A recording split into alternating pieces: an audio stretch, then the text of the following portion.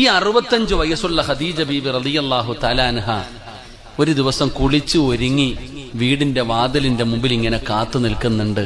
മഹാനായ നബിയ്യന റസൂലുള്ളാഹി സ്വല്ലല്ലാഹു അലൈഹി വസല്ലം നബിതങ്ങളെ കാത്തിട്ട് നിൽക്കുക. കല്യാണം കഴിച്ചതിന്റെ 2 ദിവസം കഴിഞ്ഞപ്പോഴല്ല, 65-ാമത്തെ വയസ്സിൽ.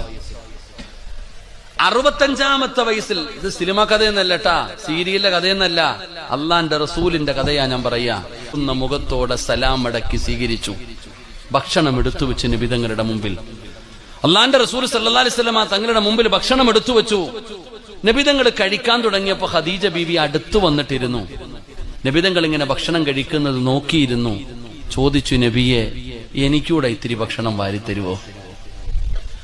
65 വയസ്സുള്ള ഖദീജ ചോദിക്കുകയാ, എനിക്കൂടെ വാരിത്തരുവോ? അള്ളാന്റെ റസൂല് വാരിക്കൊടുത്തു ഖദീജ ബീവിക്ക് ഭക്ഷണം. ഞാനും വാരിത്തരട്ടെ നബിയെ? വാരിത്താ നബി, വാരിത്താ ഖദീജ. ഖദീജ ബീവി നബിതങ്ങൾക്ക് ഭക്ഷണം വാരിക്കൊടുത്തു. നബിതങ്ങൾ ഖദീജ ബീവിക്കും വാരിക്കൊടുത്തു.